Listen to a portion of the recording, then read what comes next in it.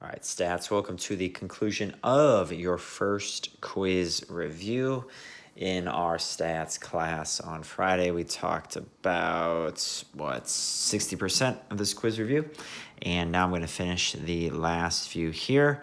So as it says here, we went over on Friday mostly. The quiz is next Friday. Again, I sent you that email telling you how the quiz is going to go. You have two different time slots you can sign up for on that Friday, and we'll talk more about that on Monday and Tuesday, but you need to definitely read that email. All right, so on number 2, make the 5-number summary. Create a box plot for the following 13 home values in the hundreds of thousands of dollars. So, as you know, we need to put those in order, which I did here. Now, because we have 13, we have a true middle. So I put the first 7 up top, the next 6 there. So because I have a true middle, I remove it. 209 is my median. Okay, my minimum is 168, and my max is 268. All right, so because I have a first 6, a second 6, remember that middle 7 here. With my first 6 here, okay, this kind of like first half before this halftime, these two would tie, because it's an even number, this first half. These two would tie for the middle of the first half. That is the definition of quartile 1. Add them up, divide by 2, 181.5. The second 6, true middle here, add them up, divide by 2, 235. So I made my box plot.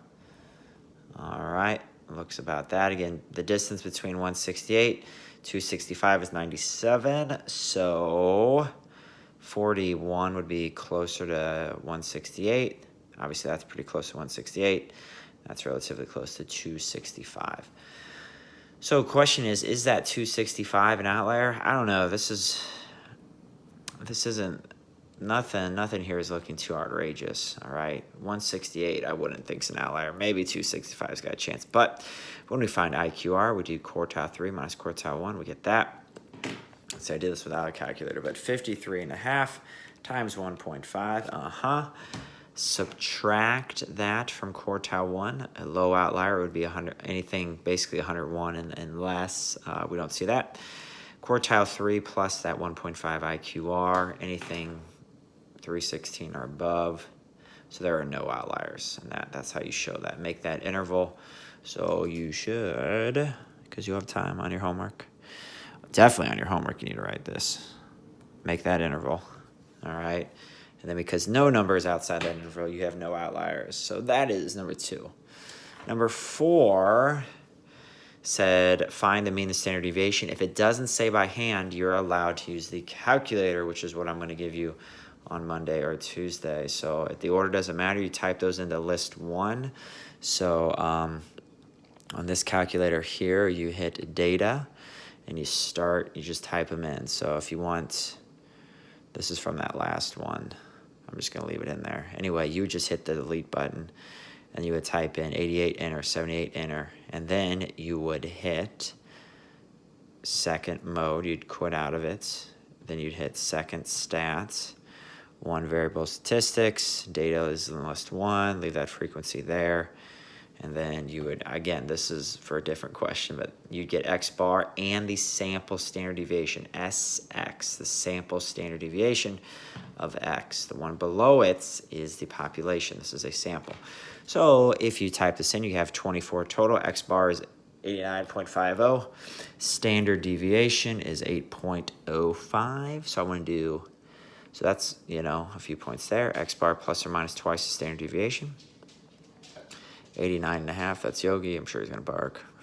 Plus or minus 2 times 8.05. Do show this arithmetic. 89.50 plus or minus 2 standard deviations gives me this interval. 74 is close. 74 is close. So what is this, wins for a Major League team? Did we say that? All right, so that year 74, they don't have any. If you win less than 81 games, you have a losing record. So this team doesn't have too many losing records. So 74 is almost an outlier, but it's not. Oh, look at that. I wasn't paying attention to 105 before, but 105 is almost a high outlier. So they have 2 that are close. So we would describe those as maybe unlikely seasons. Very good. season, very poor season, but they're not outliers. All right, next one is number 5, and I accidentally on 5. Mean and standard deviation again on 5. I accidentally cut it off. Anyway, those are the numbers. You can read them. Again, N is 20. Type it in a list 1. X bar is 139.50. Sample standard deviation SX 11.91. Rounded to 2 decimal places. All right. It does.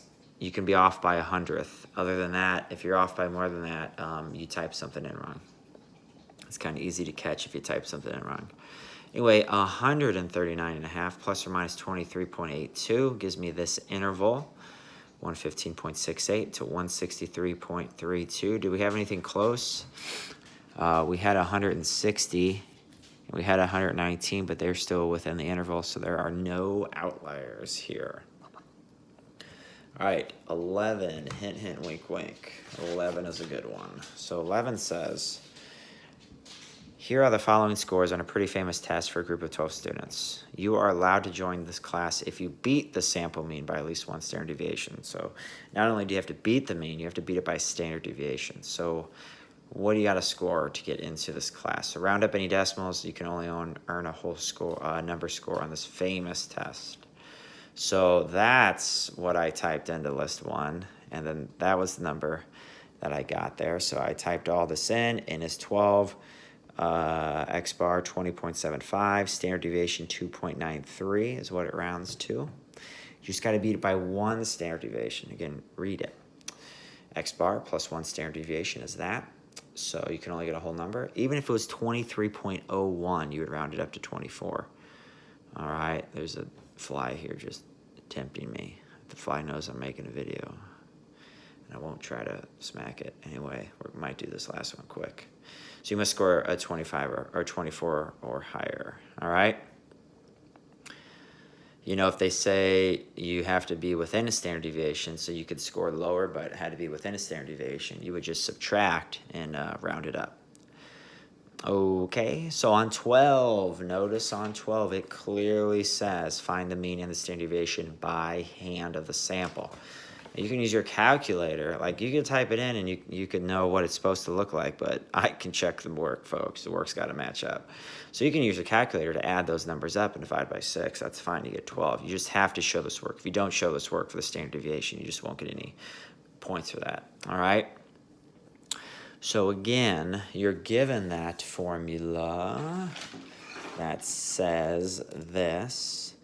The variance is the sum of xi minus x bar squared, the individual deviation squared, divided by n minus 1 for the sample.